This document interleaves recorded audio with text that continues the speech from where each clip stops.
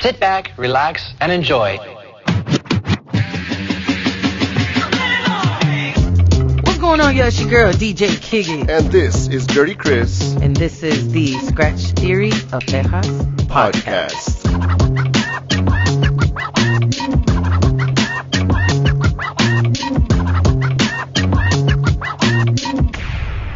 Yes, y'all. What is going on? It's your girl, DJ Kiki. And this is Dirty Chris. And you already know where you at. You checking in at the Scratch Theory of Texas podcast. Yeah, we have a very special guest in the building.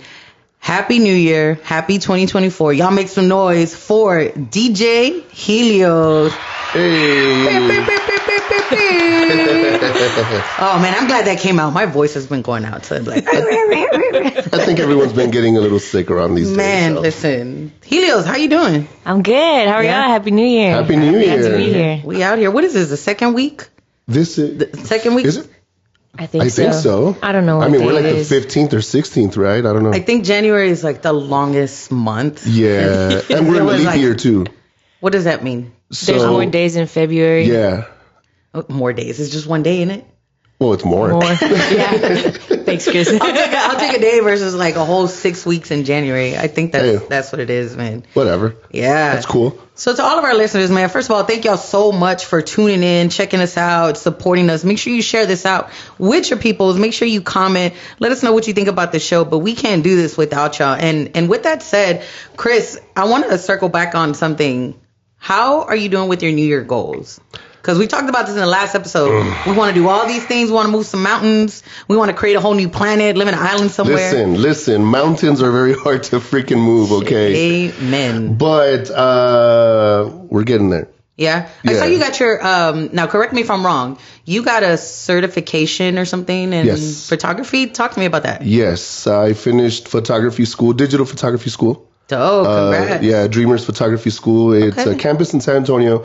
There's one in Laredo, there's one in McAllen, but I've been going to the one in San Antonio every Tuesday and did that for 3 semesters, and I actually went back for the advanced class now. So, but I got certified. It's official. Man, congratulations. Listen, this man is a registered nurse. Yes. Works a lot of hours. Too many.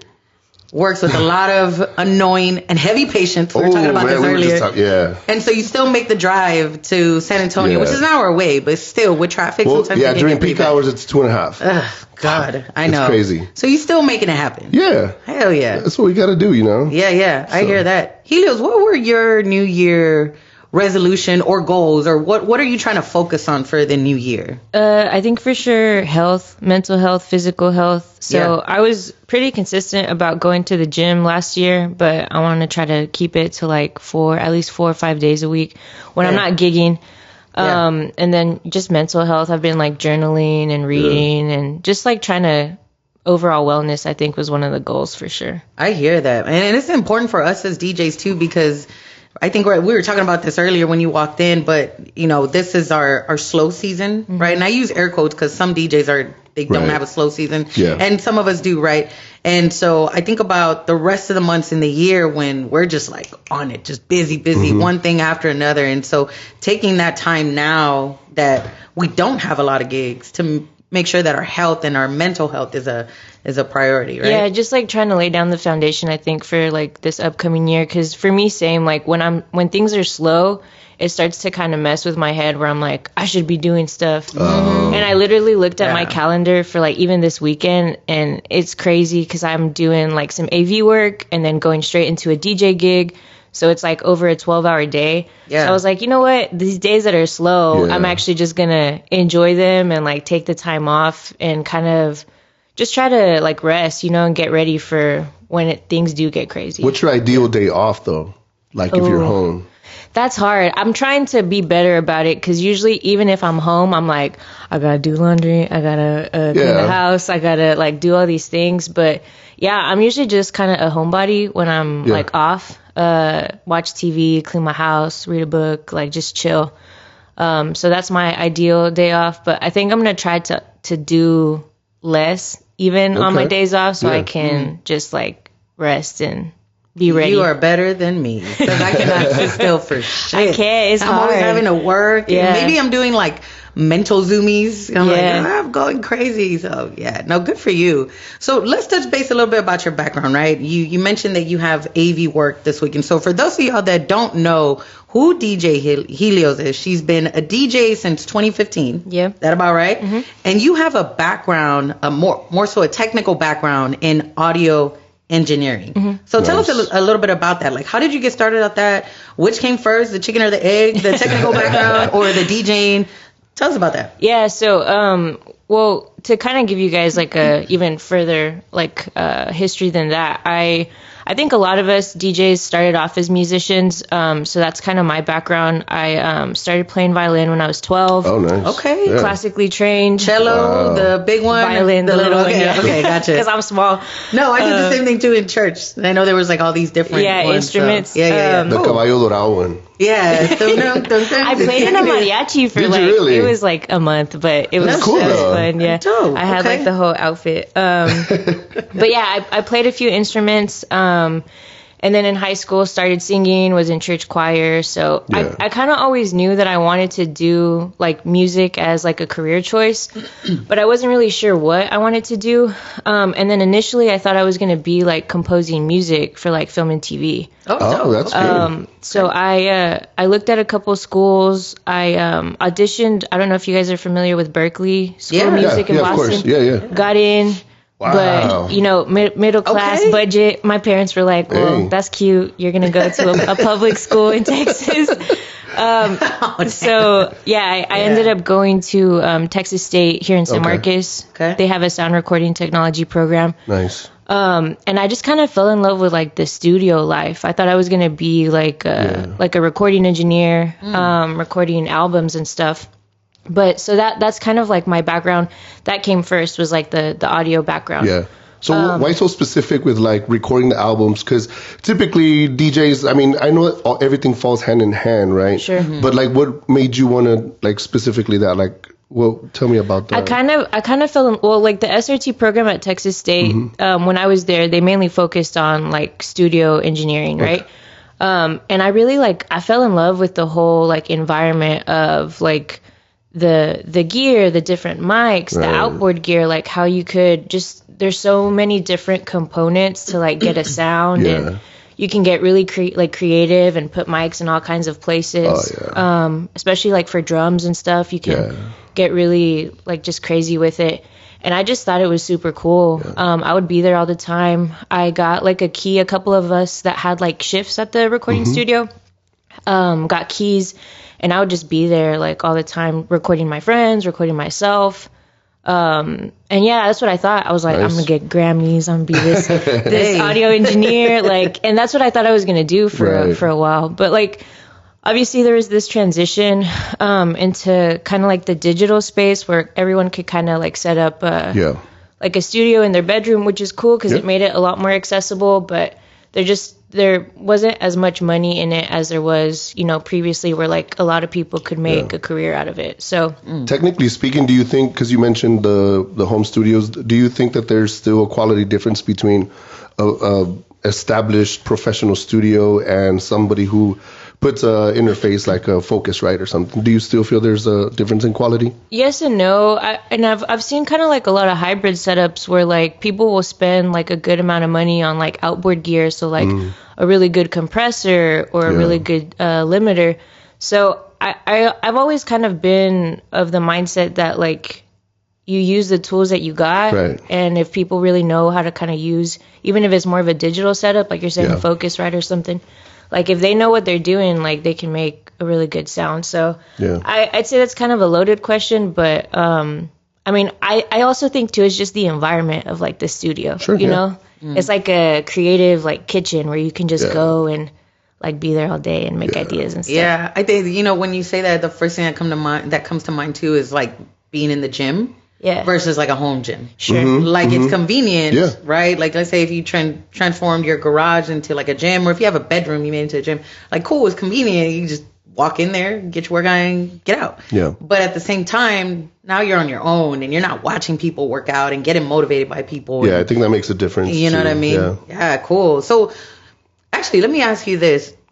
you know, I'm assuming that when you went to school, you learned a lot about the history and like what are some of the early type of microphones, type of equipment that was used before. Are there any pieces of equipment that you wish would still be available today that you can play with?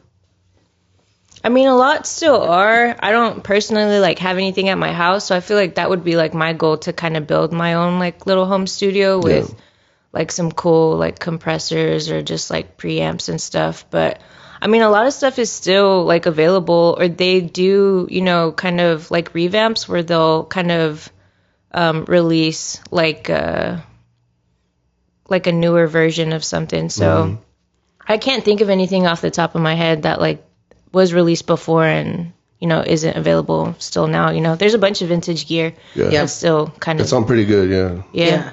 Now, is this still something, so we know you're a DJ, right? So we're going to touch on that, but is this background still something that you're actively doing now and that maybe you want to pursue as a career full on, or where... Or above DJing? Yeah, where are you with that? You can still be a DJ and do all these. Yeah. That's a good question. I kind of transitioned now, so I'm not really like doing any like studio work, but I do like live audio or like corporate like AV.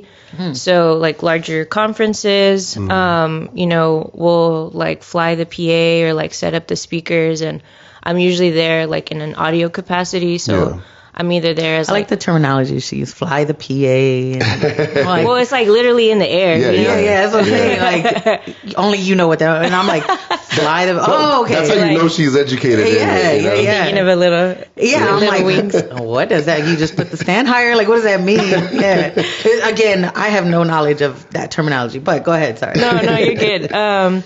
But yeah, I'm doing it more, and I honestly got to a point where I was really liking live more than studio, because there's like more of like of an adrenaline rush, like especially like right before like a big event or a big conference is about to start, like the doors open, people walk in, and it's like ooh, like it's exciting. Yeah. So I still do that like you know, freelance for like different production or AV companies in town. Nice. I kind of have it set up right now where it's like a supplemental income. It's not like a full-time gig. I've been traveling for it too, which is like super cool, but I think I like being able to do both DJing and like audio work, because it keeps me fresh and keeps me on my toes as far as like still knowing how to like use a bunch of the equipment. But I like doing both. And I don't get bored. It distracts you from the other, like, you know, once you get, I mean, we all get a little bit of fatigue from DJing and shit like that. And it's like, you know what, I'd rather go do this for a while and then come back whenever you're ready. So it's pretty cool. And it's cool too, I think, because like you guys know DJing, it's kind of like, I mean, unless you're doing like a back-to-back, it's kind of like a solo gig where you're kind of by yourself. So I really like the AV or audio work too, because I'm usually around people. So I'm not like a super social person in general, but that kind of like fills my cup, like as far as like being able to be around people and stuff. Well, I mean, it's your environment. You thrive in your own environment. Y'all speak the same language. Flying PAs. All that stuff. So what made you go then from this to what got you started in DJing? I always kind of had the bug for it. When I was in high school, I wanted to learn, but never like really got the opportunity. But when I was still at Texas State, I was filming a documentary, because I was in the honors college. We had to do this thesis. I was like, I don't want to write like a 40-page thesis. That's not my style. So I convinced them to let me do a documentary. And at that time I was like super into like electronic music. It was kind of the wave where it was getting like really commercial. So that was what my documentary was about, electronic music. Around what year is this? Like 2014. I knew it. I was like, this had to be around 13. The peak 14. Of when it was like starting to kind of blow up again. So I made this documentary. It was about electronic music, about like the rave culture. So I was like meeting a ton of like DJs, producers, going to like festivals and like shows and stuff. And I was out one night and I was with a friend and we heard this DJ. And it was just at a club. I wish I could remember honestly what club it was, but heard this DJ, super dope DJ.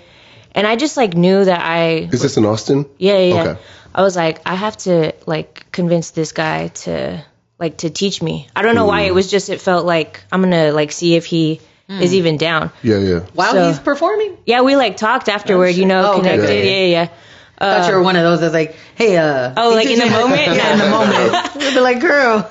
You're like, chill. Go sit down somewhere. Yeah, no. Like we connected afterward. I told him like, hey, I love the way you spin. Like, if you're like, down, like I'd really love to learn. Yeah. DJ Wizard, shout out to him. So that's my boy, DJ Wizard. Yeah. You know him? Yeah. He's super cool. Yeah. And so he kind of took me like, under his wing. I would consider him a mentor. He started showing me, and then he let me like borrow a set of his turntables he had like in his studio. He was like, so you can, start to practice. And at one point he was like, look, if you're like serious about this, then like you can have them. And they're still in my studio. There's the ones I like DJ at my, nice. studio. Nice. Yeah. So, shout out to DJ Wizard. Yeah, the homie. That's dope. Yeah, he's out like in the Augustine or something. He's big on Twitch too. Yeah. He's got a dope Twitch setup. Really? Yes. Crazy. Yeah. Yeah. Multiple views, visuals, the whole works. It's top notch. I'll have to check him out. Yeah. Yeah, and he he's does just shit like all the time. And he's just a dope turntablist. Like probably still to this day, one of the guys that I think just is really good at his craft. Yeah. Dope.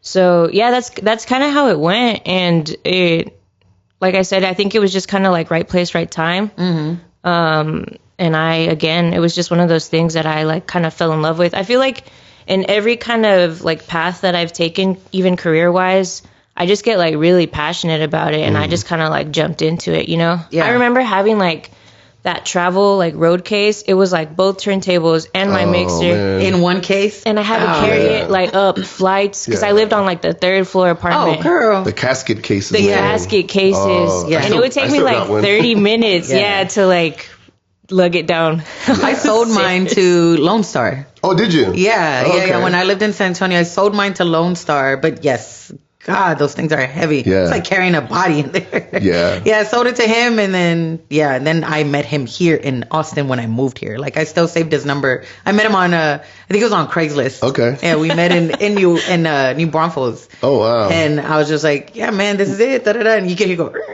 Like, there you go. That's all you. You're like, just need some WD-40. Yeah, I just need a. No, I was still carrying mine when I was DJing at the Eastern.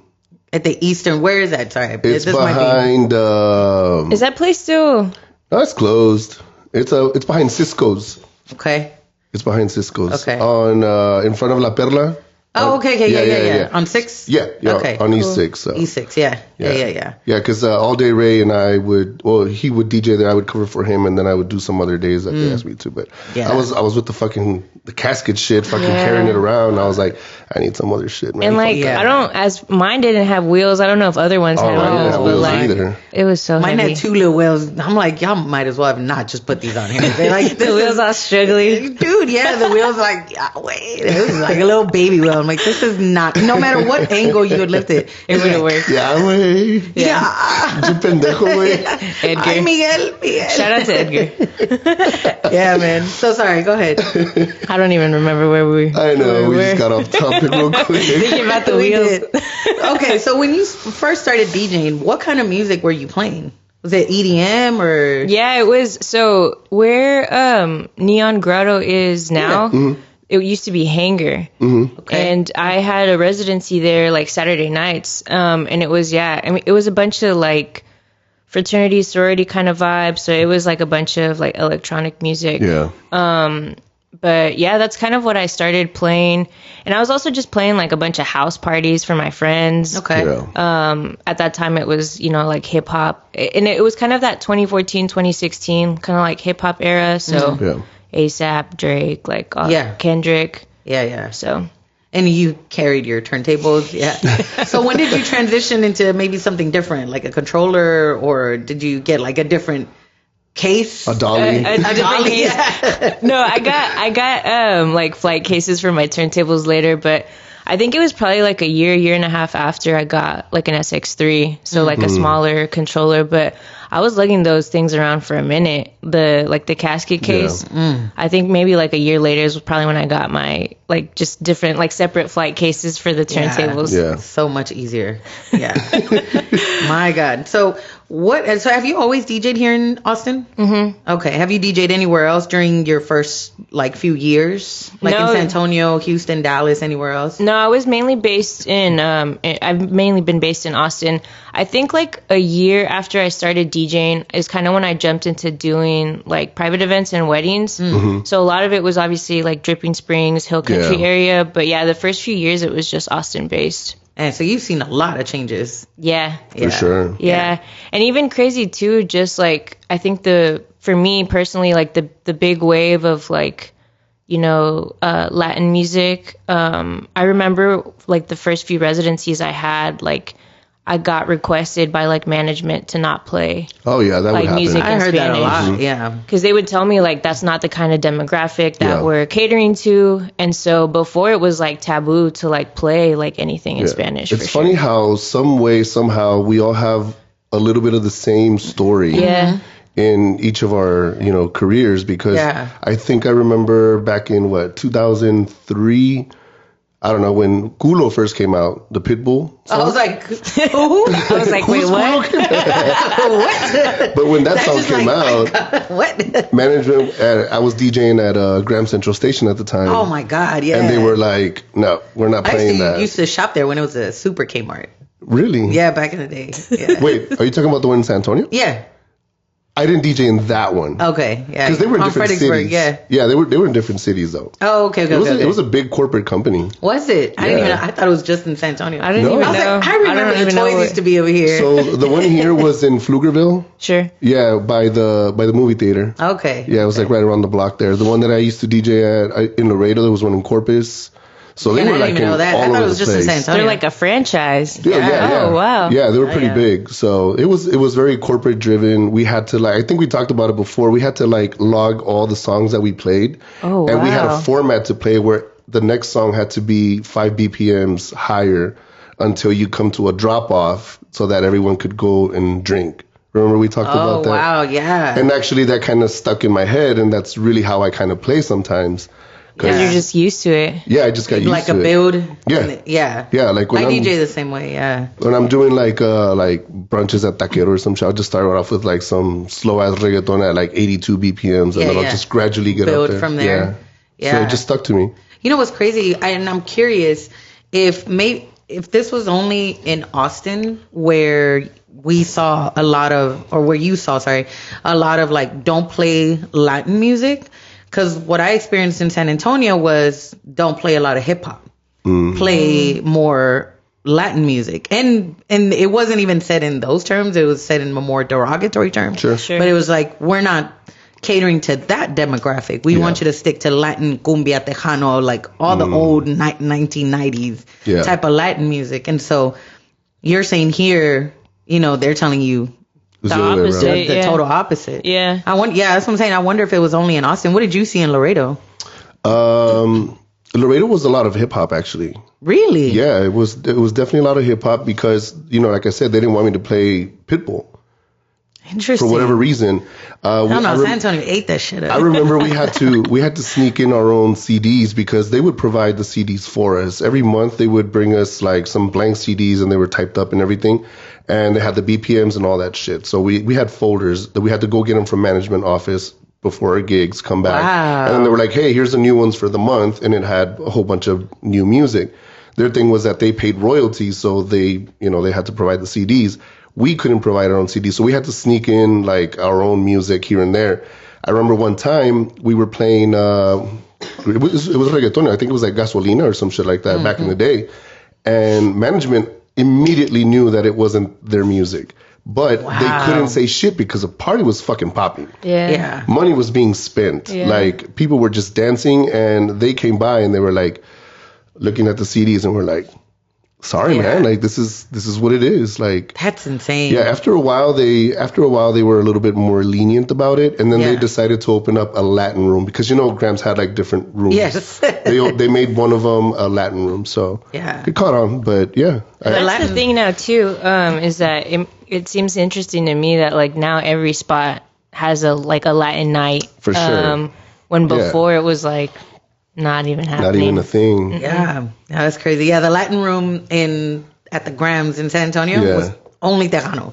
Yeah. You wouldn't hear anything else but Tejano. And then you would see all them old tios and tias Tejano country trying to cougar and spit at the young bucks. They're like, vente a bailar conmigo. And yeah, they had a top 40 room, a hip hop room, and then they had that Latin room. But the Latin was always... And the karaoke room. Yes. And they should have just called it the Tejano room because that's all they fucking played. Yeah. So I double dipped in the top 40 and the karaoke room. Oh, man, that's crazy. They made me fucking sing karaoke that I didn't want to.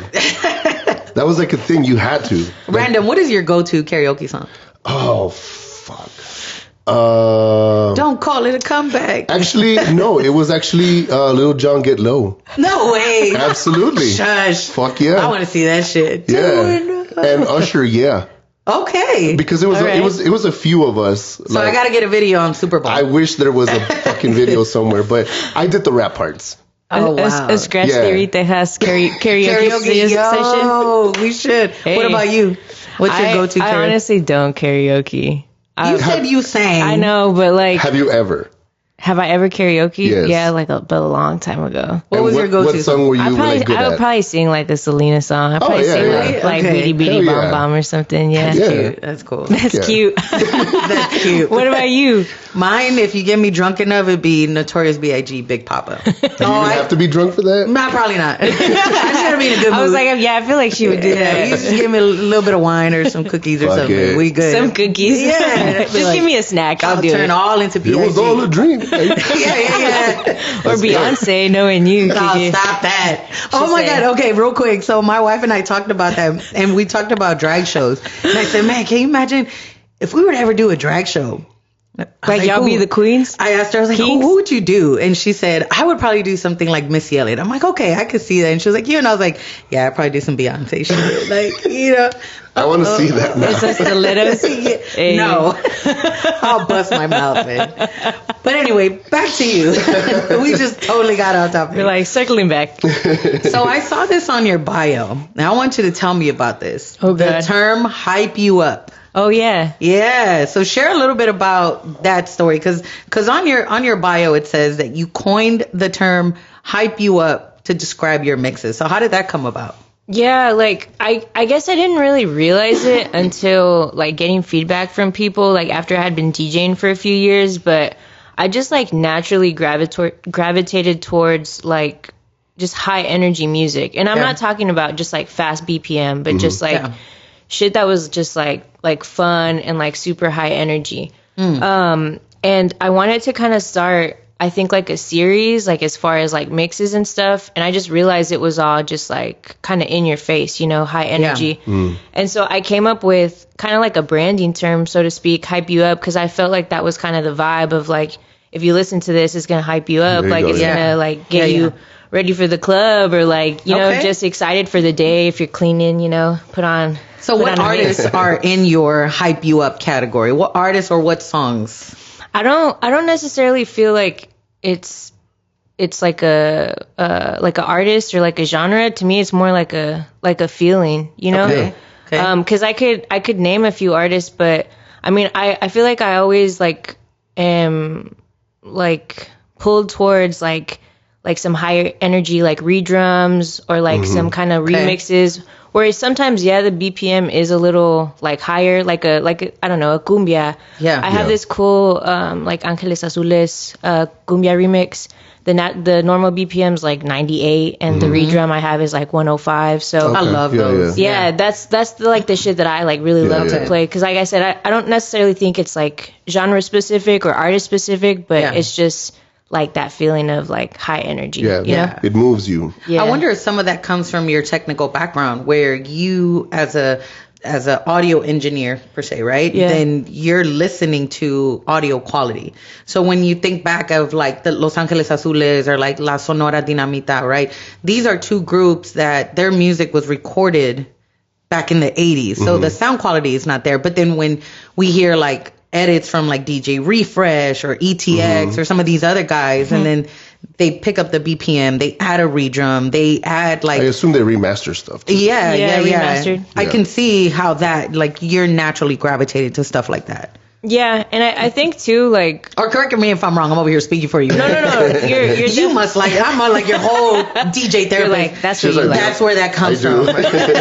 You're like, I see you. I analyze you. No, I think you're spot on for like on that for sure. And I mean, obviously too, I think that I'm pretty selective about what I play in terms of like audio quality, because I personally like don't like to like rip a lot of stuff, because I think like you can hear it, especially like on a good sound system. Yeah. Like you can hear if something's just like a low quality like MP3 or just like a rip from like SoundCloud or YouTube or something. I think I've learned to tune that. Yeah. Yeah, for sure. One thing I do, I know you no longer do weddings, but one thing that I do is like if I were to get a request for like a father-daughter dance or something, I don't have that song in my library. So sometimes, unfortunately, I do have to turn to YouTube. Yeah. But what I do is I have to scrub the song, because I've heard of DJs not scrubbing the song or listening to audio quality, and you'll hear the song and it's like some sexual noise in the middle of the song. Like it's like a prank that whoever uploaded the song, they'd be like, you know, I'm amazed by you. And it's like, whoa. Yeah, I've heard of that. Have you ever caught that? Like when you've had to play a No, song? you know, not those sounds, but at the end of the song, it's like DJ so-and-so, productions, and then it goes into like a different song. So I have to like either cut it, or if I don't have time, just put like a cue point, be like, don't play this part. A little echo out. Yes. Oh my God. No, but that's where like Tidal comes in. I don't know if you use Tidal on Serato, but that's Tidal's been great. a clutch for me. And sometimes like there's a space that doesn't have Wi-Fi, I'll just use like the hotspot on my phone and like connect to Tidal for sure. That's what I was going to say is I've tried Tidal and some of these other streaming services, but it's that, right? You have to have a strong Wi-Fi signal. And unfortunately, I no longer have hotspot on my phone. Maybe something to look into. Who's your internet service provider? AT&T. I 'Cause mean, I can get it because I had it when I had my work phone. Yeah. So my coworkers or former coworkers do not listen to this podcast. So I used to use my work phone for my gigs. Because I think if you have the Spectrum, you could have like Wi-Fi in the city if you log in. Really? Yes. Oh, I'll have to check that out because I do have Spectrum for AT&T. Yeah, because I used to use All Day Ray's login information, and I had Wi-Fi. Okay. Shout out. Shout out to all Shout out to all the homies that let us bootleg their shit. Yeah, man. Shout out to everyone who uses my MP3 pool. Hey, let me cop that real quick. Yeah, let's do it. Yo, we need sponsors, but anyway. Well, you know how it is. We exchange. Yeah, definitely. That's always fun. Yeah, for sure. So over the 9 years of you DJing now, oh my God, what would you? I know. Yeah, you've been DJing for 9 years. Yeah, going on 9. How long have you been DJing? 2024. I started in '97. Okay, so whatever you have us both beat. I'm at 11 whatever right that now. number is. Yeah. Okay.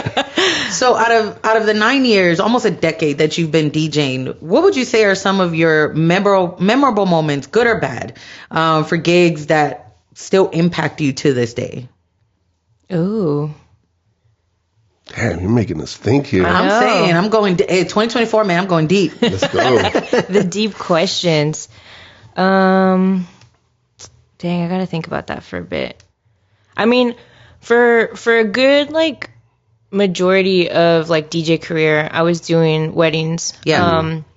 And I feel like there was like a handful that were just like really memorable because like really connecting with like the couple, or just like their story.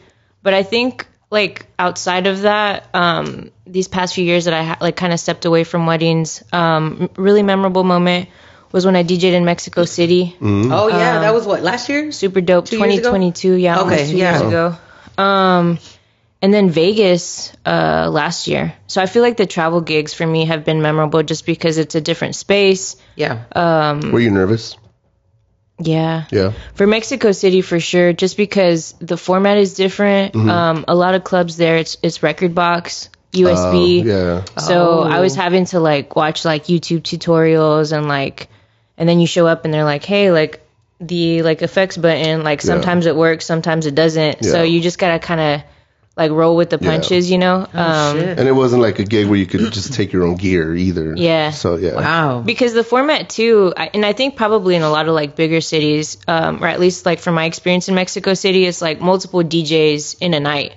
Right. So like easy 5-6 DJs like in a night. Wow. And they would show up like right before they start, plug in their USB, Yeah. and then just like start their set. So does everyone go like 100% on their set, or is there like that? You know, we've had that conversation about opener should do this and all that stuff. How is that? How was that there? Like, Yeah, I mean, I honestly kind of threw that out the window, and maybe that is like bad DJ etiquette, but I knew that I was going to be in a new space, and I kind of Right. just like wanted to show yeah. my skill. Yeah, show out for sure. But yeah, I think that like from what I like observed and stuff, it's more chill obviously when things are like opening up, and Okay. it's more of like you kind of warm up for the guys that are going to be DJing towards the end of the night.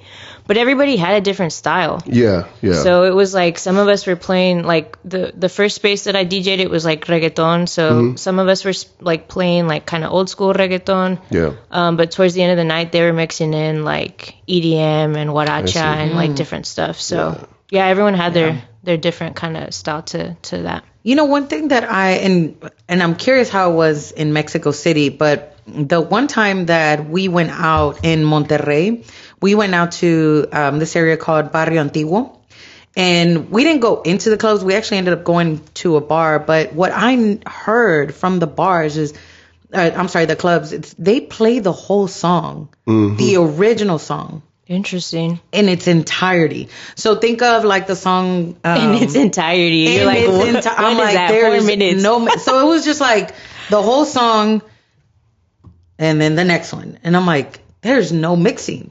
Yeah.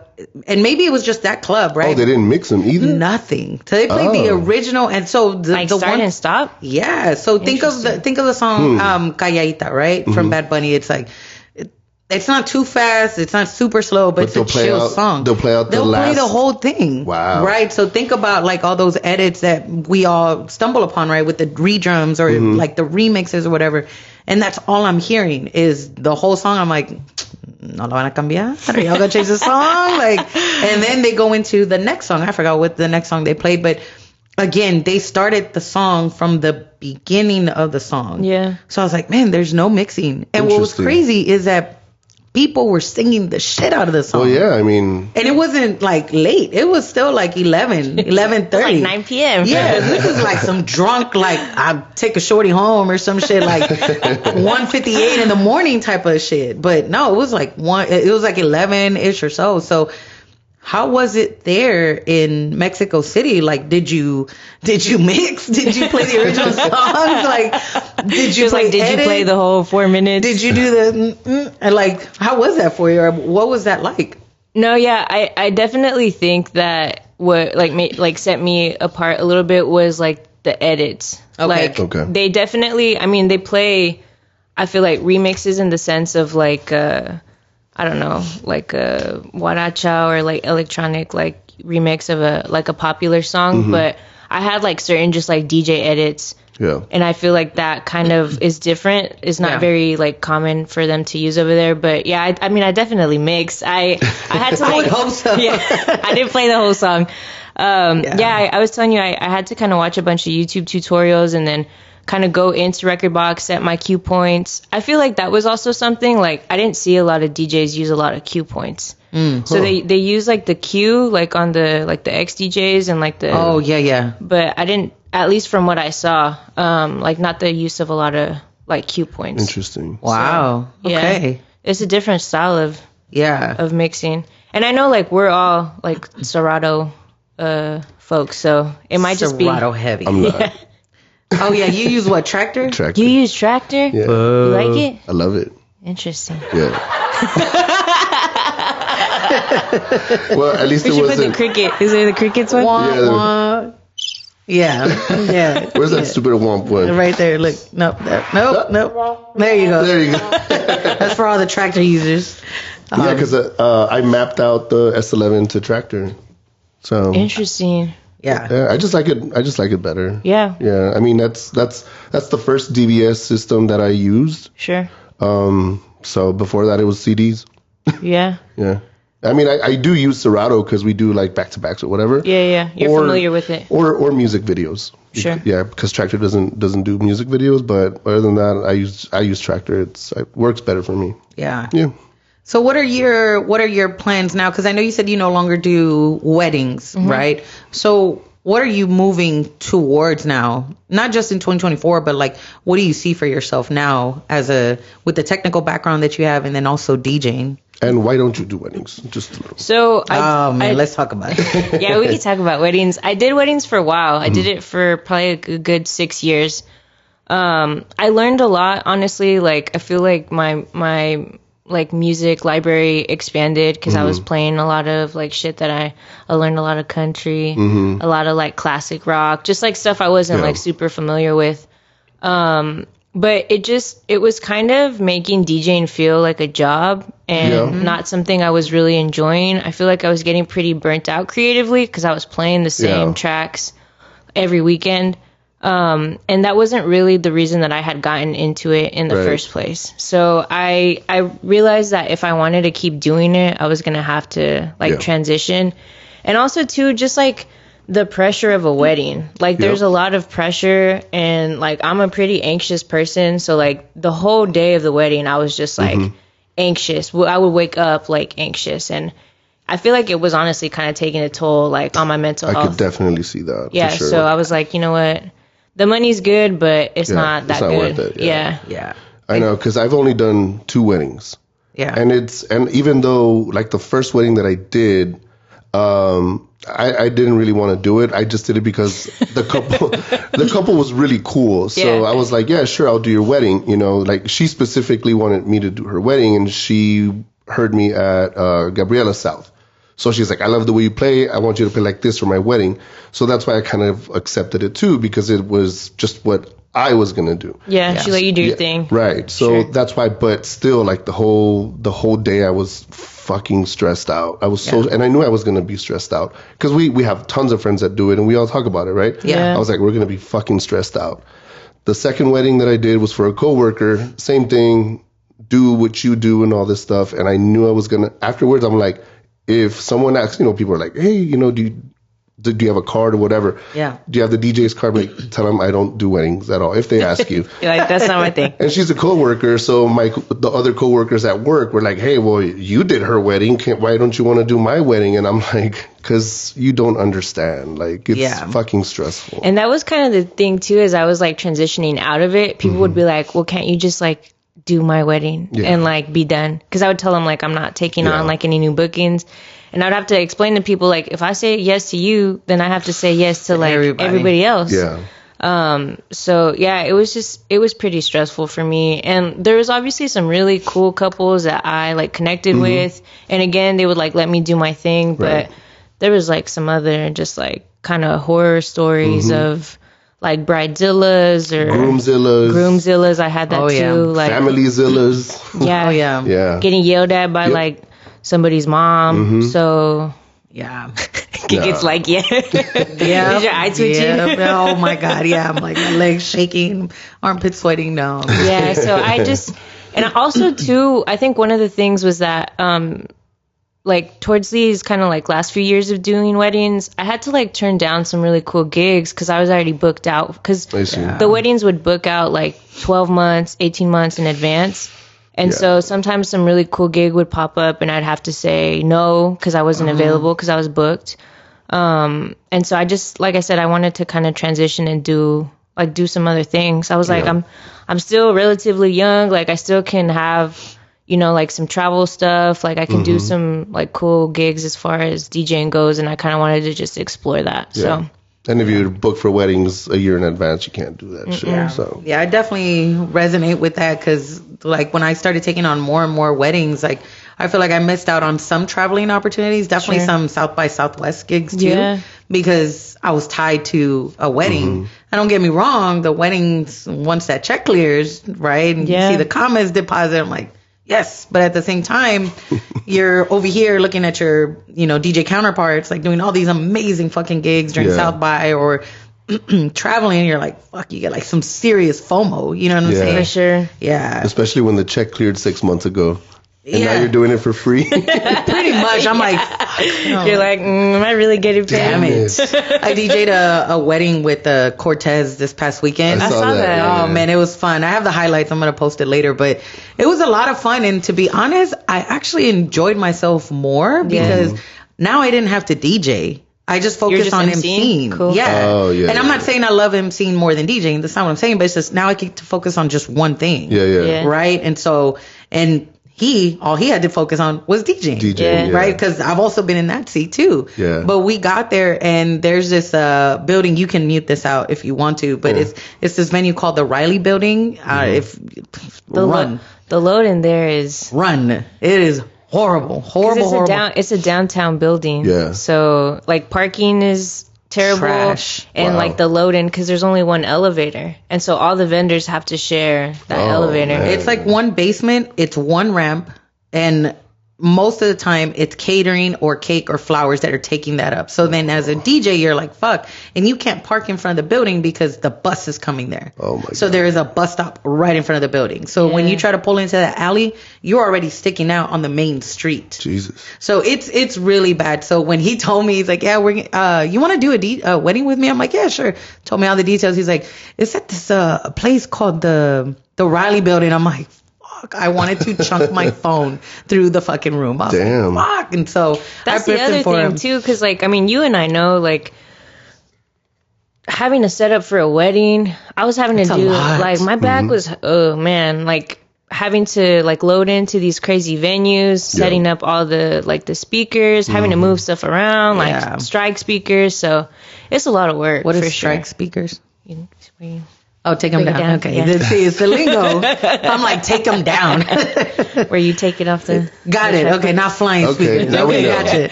I'll make you a list. Yes, please do. Put me on this lingo. Yeah. We'll put an asterisk on the video and this is what See she this meant. video? Yeah. Put a link for context so I know. Yo, that's hilarious, man. Yeah. So what else are you doing now that you're not focusing on weddings? Yeah. What else do you aspire to do, or is there anyone maybe in particular that you want to work with? Yeah, well, for sure I want to keep traveling. Upcoming next month I'm going to LA. Nice. And DJing. Yeah, we'll be there. Yeah, we'll hang out. Well, yeah. Well, you'll be DJing. I'll be at a retreat. But anyway. A women's retreat. Yeah, I gotta like kumbaya some shit. Yeah. But yeah, I'm DJing a corporate conference out there. That's kind of what I want to do more, like not necessarily corporate conferences. I'm down to do that too, but just like a lot more travel gigs in the States and like out of the country. And I kind of just want to keep collaborating with like some really cool brands. Like last year I got to DJ a pop-up for Espolon. Shout out. I don't know if I can shout them out. Yeah, for sure. Shout out Espolon. I want to keep doing stuff like that. Like just collaborating like with some cool brands that like I like resonate with, or I just, that I fuck with, and or like just some cool organizations. Yeah. Like you and I have like partnered with a bunch of like local organizations, but I'm just kind of trying to do the same thing, just like on a higher level. At a higher level, for sure. Yeah. And just club stuff. Like I really enjoy like the club gigs. I feel like I was watching one of the previous podcasts. You guys were talking about some of y'all love it, some of y'all don't. Yeah. The club stuff? Yeah, the club gigs. And I feel like it depends obviously on the space and like the people that are there. And the management too, man. Yeah. Because there's been some, well, since we've had other episodes and shit, like shit's happened to, not necessarily to me, but to some of my friends. Actually, no, to me too, where management just fucking sucks, man. Yeah. But they're just micromanaging you, right? Yes, and it's of course it's on 6th Street, right? Like dirty 6th shit. So, I mean, me personally, I don't give a fuck. But the only person that I fuck with in 6th Street is TK, which is the guy down at Moonlight. He's fucking cool with me, and we're always eye to eye about everything. Yeah. But a lot of the places, all the other managers that I've worked there, they're fucking assholes, dude. Like really, really bad. Like one slow night for someone and they want to fucking trash you. Yeah. On a fucking cold ass Tuesday night or some shit. You know what I'm saying? Yeah. That's another story, but well, just like things that are out of your control. Yeah. But yeah, that's kind of like the goal for sure. At least like, for the next few years is like some more higher end corporate stuff, travel gigs, some cool club gigs. Like I'm trying to DJ in Mexico City again, but just like other parts of Mexico. So Where did you DJ when you went? Like, what was it like a festival or a club? No, it was a couple of clubs. Okay. Yeah. Okay. Yeah. I have a DJ homie out there.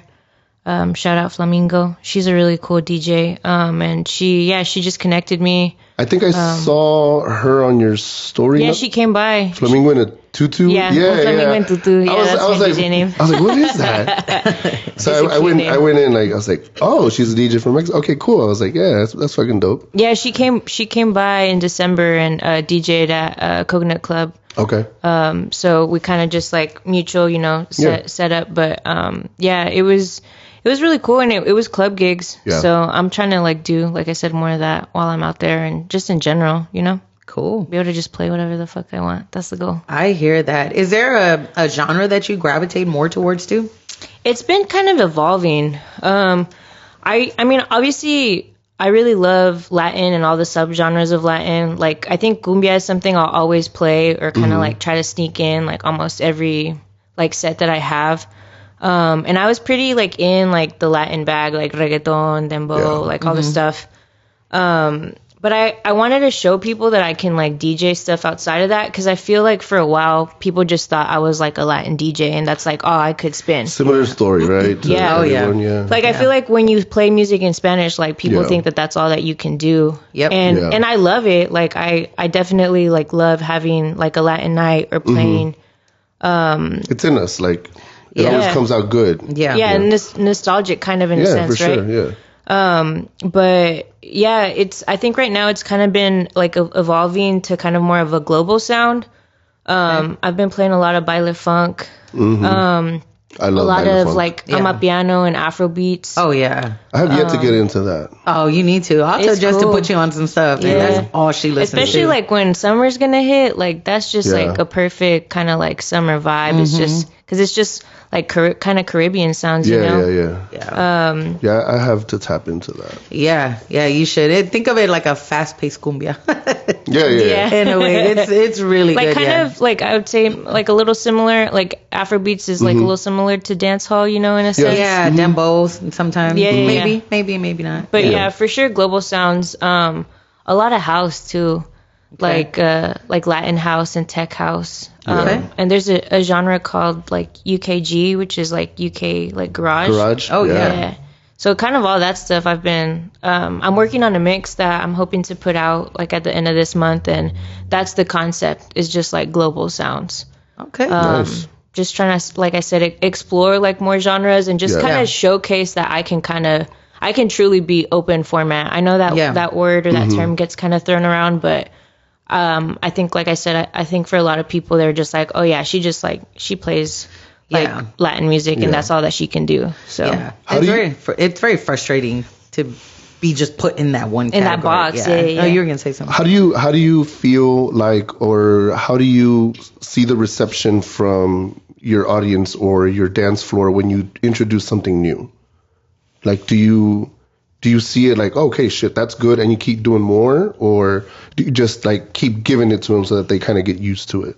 I think it kind of depends on where like I'm DJing. Some crowds are more receptive to like trying new stuff, but I definitely think one thing that was cool about doing weddings for so long was getting really good at like reading a crowd and being able to kind of pivot.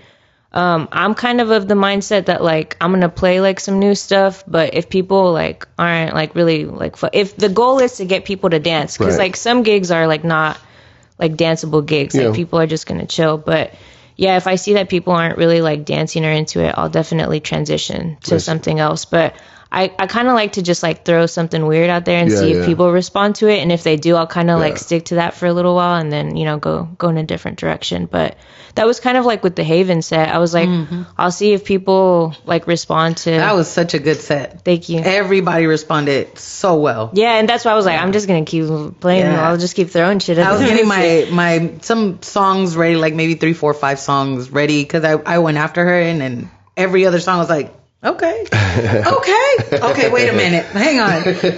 You say gave me the stank face, which is like yeah. No, it was a really good set. Appreciate it. Yeah, definitely. So, last question. Any advice for any DJs? Because obviously a lot of our audience is DJs. We have a few that are actually not DJs either, but those that want to get into traveling or just get into DJing, period, like any advice on how they can either get started, or those that are already DJs, how can they make their mark in the industry?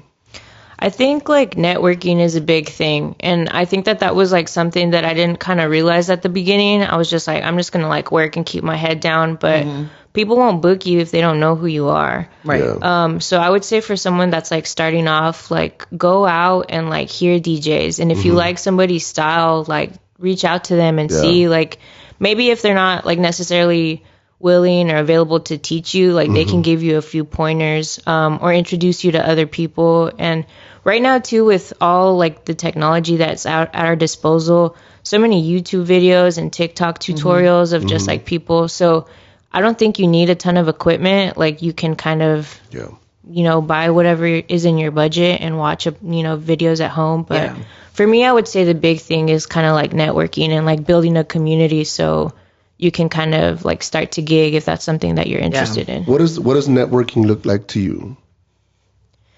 Well, to me, it looks like a bunch of different things, but sometimes it's kind of just like going and supporting like a fellow homie DJ, you know?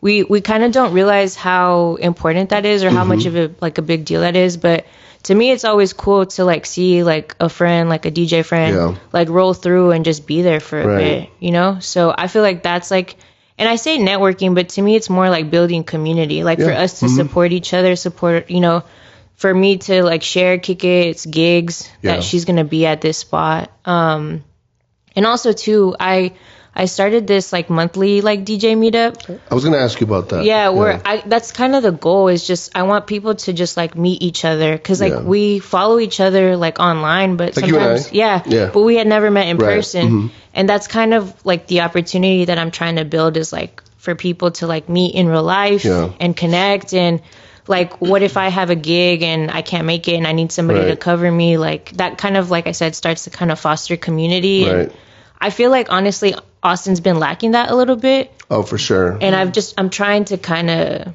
like build that, you know? I think we have the same goal. I memean, that's what Scratch Theory initially, you know, was about, or is about, just to bring in DJs through the scratching community. Yeah. Because, you know, we've talked about it where it's like, you know, some people that are scratch DJs, they don't get to do that shit because managers don't like it. The crowd, it's not for the crowd. Right. It's more of a bedroom kind of thing or a gathering kind of thing. So it's like, why don't we just hang out and fucking cut records and shit? So and those of us that are not like turntablists, we get to practice. For sure. I mean, not that we can't practice at home, but how cool is it to ask like your counterpart or your buddy next to you, like, man, how do I do this? And da-da-da-da-da. And for example, the Christmas party that we had at Color Cartel, that shit turned into a breakdance thing. Oh my God, that was cool. She was freestyling. I saw that. I saw you. I was like, that's dope. So we had a great time. We had food, we had drinks, we had music. We had a rapper, we had a breakdancers. We had the whole show. The pianist. Oh yeah. Did I miss that? I think you did. Shit. He's one of he's my co-worker's husband. Okay. They moved from Chicago. So was he the one that was like super dressed up? Yeah. Okay. Yeah. Oh, he stood out. I think he's like a music teacher. And he's interested. He's interested in DJing. Did he look like a music teacher? Nice. He did. Yeah, he looked like he was going to church. Yeah. No offense, but he was. We're all dressed in black, like sneakers, hoodies, and then he comes in with like tucked in shirt, button up. And I was like, this is somebody's daddy. So whose dad is this? Whose dad is this? So we were playing house music, and they're from Chicago, so he just jumped on and started playing the piano to house music. Oh, I missed that. And we were just like, oh shit, and damn it, we just had a little jam session real quick. Cool. Yeah, that one was really fun. Yeah, for sure. That's also like on my like bucket list for this year, is to like go out and check one of the events out. Yeah, for sure. We're planning something big for South by Southwest. Sweet. Hell yeah. It's a lot of work to fucking plan that shit, man. I just to plan events. Yeah. Are you seeing any pushback or any traction right now in January for South by? I think things are just kind of starting to roll. So I'm checking in with DJs that I know are interested in coming, or that usually come down for South by Southwest. Mm-hmm. I reached out to Mad. He's down. Mark Cutts is down. For like a showcase? Yeah. Bruce Wayne. I don't know if you know Bruce Wayne. He's from Houston. Okay. He's a really good battle DJ that's coming up. Nice. There's this guy, Jay Bray, who's from Waco, Dallas area too. What about that kid from San Antonio? What's his name? Yeah, RC3. RC3. Yeah, I'm reaching out to his dad because we exchanged information. So we're definitely trying to put like a big showcase together and then cut sessions in between. Yeah. So. Cool. Yeah. Cool. All right. Well, Helios, it has been a pleasure having you, chatting with you. But before you go, we always do this or that. Okay. So this is, how do you call it? Like gun to your head? Water gun to your head. Water gun to your head. Water gun to your head. Just one answer, this or that. All right. And these are fun. So beach vacation or mountain retreat? Beach. Beach, okay. Pizza or tacos? Ooh, tacos. All right. Movie night in or the movies? Dang. I'd probably say the movies. Okay. And I might sneak some snacks in. All right. That's a must. Yeah. I've got someone, I'm not going to mention any names, that can kill a whole tub of popcorn and says we're going to share them, but never shares them. I digress. Shout out to my wife. She's in the building. Anywho, dogs or cats? Ooh, dogs. Yes. Okay. Yeah. That was mine. 90s or 2000s? Dang. That's tough.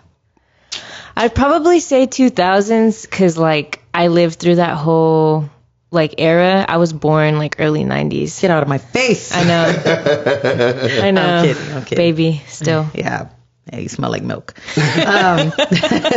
And last question for me. If you could wear one color for the rest of your life, what would that be? We talked about this earlier, but black, hands down. Black on black. I'm wearing all black. Well, other than the sleeves, but... What is that on your shirt? I see the Oxo and the Pemex. What is that? Shout out Paisa Boys. If you don't know them, follow them. I will now. What is that? Should I stand up? Yeah, let's see it. If I can. El futuro es Paisa. Oh, I love that. The Oxo, the Pemex. Yeah. Nice. They're kind of, I think they do more than clothing, but a clothing brand, if I'm not mistaken, based in LA. Yeah. And just like Mexican, like inspired clothing brand. So nice. They put out a lot of cool stuff. Dope. Yeah, look them up. Boys. I just made a note about it, so I'm gonna have to check them out. Chris, you got anything? Actually, yes. Shout out to DJ Lone Star. We always talk about like what should I ask to the artist. Lone Star, do you still have that coffin case? It probably does. Yeah. But anyway, go ahead. And he's asked me to ask our guests about it, as far as the DJ scene goes. What do you feel you bring to Austin, and what does Austin mean to you? Ooh, okay, Lone Star, go ahead. Yeah. All right. Interesting.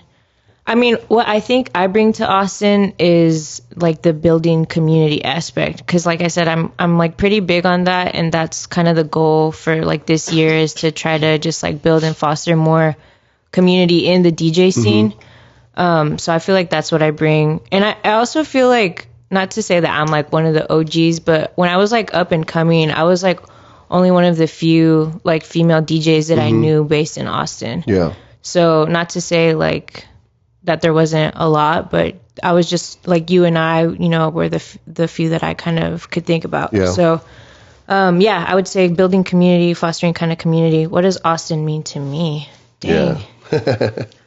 Making you think today, girl. I know. I'm like scratching my head. I mean, it's home for me. I'm not originally from Austin, but I've been in the area since like 2010. Yeah. So I think for sure, just like home, like nostalgia, you know? Yeah, that's what I would say.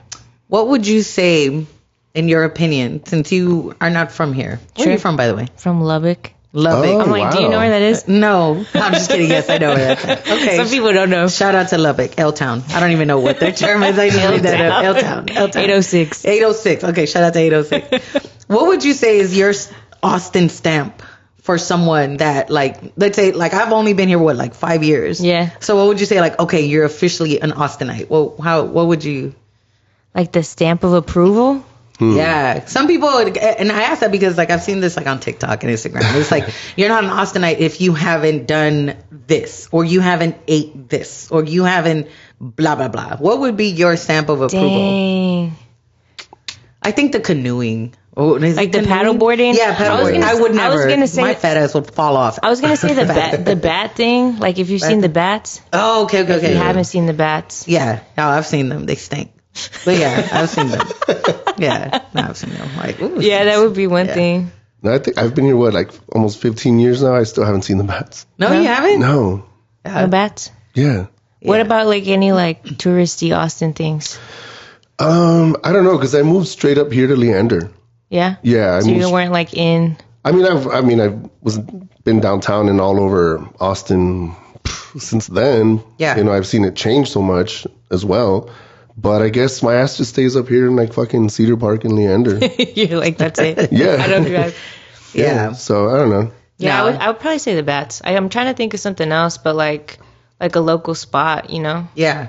I don't know, see because that. I've been to all the local spots. I just haven't seen the bats. Would y'all consider like Juan in a Million like a local spot? Oh yeah, for sure. I think so. Yeah. So maybe that. Yeah, my brother did his undergrad here, and I remember visiting him, and he would always say, "Juan, I still have not gone." Really? So, Food yeah. is bomb. Is It's it? pretty good. Yeah. Would you say it's Tex-Mex, Mexican? I would say it's a little. I don't know, Tex-Mex and Mexican, like. I would say it leans a little bit more towards like authentic Mexican, but Next to San Antonio, how would y'all put that? oh, yes, I feel like San Antonio has better food. Okay. Because That's you're, the only thing I you're miss from about San Antonio, right? Yeah, that's the only thing I miss is the freaking food. Yeah. That's the only, and Probably my better. parents, but you know, they don't watch. In that order? Well, it depends on the day. It depends what we beefed about, but yeah, no. All right, well, cool. Well, that is it, y'all, man. Shout out to Laura, aka DJ Helios. I just put your government name out. But anyway, We shout can out, bleep that out. Yeah, we can bleep that out. Shout out to DJ Helios. Thank you so much for joining us today. Make sure you follow her at DTHE DJ Helios on all social media platforms. There you All go. right, y'all, man. I am Any DJ. shout outs you want to give out? Oh yeah, any shout outs? Well, shout out to y'all. Oh. Thank Ah, you we're for all right. Yeah. You're like, hey, we're okay. We're all right. For having me on to the scratch. Do you guys have like a name for the fans? Scratch Theorians? You have Oh, okay. Damn. Ooh. All right, coming with it. Shout out to the people listening The to the theorists? podcast. The theorists. Ooh. Theorists. Yo, I like scratch theorists. Yo, I like that. Hey. Oh, we're going to have to brainstorm on that Yeah, one. that's a fan. Yeah. Okay. There's Beehive. There's the Navy. There's the Believers. There's the Swifties. We gotta The scratch we- theorists. Scratch That could be theorists. Scratch I like theorists. that. Okay, it's official. It has been born on. DJ Helios coined it. There you go. Yeah, there you go. On January 17th, 2024. The There you go. theorists were born. The theorists. scratch theorists were born. Yeah. it. Any other shout outs? No, I just like wanted to say appreciate y'all for having me on and Absolutely. Yeah. Yeah, make sure y'all follow her at the DJ Helios on Instagram. You can follow me. I am at DJ Kick It 17. And Dirty Chris ATX. All right, y'all. And with that said, thank y'all so much for supporting. Make sure you share this out with your peoples, and we out. Peace. Hey.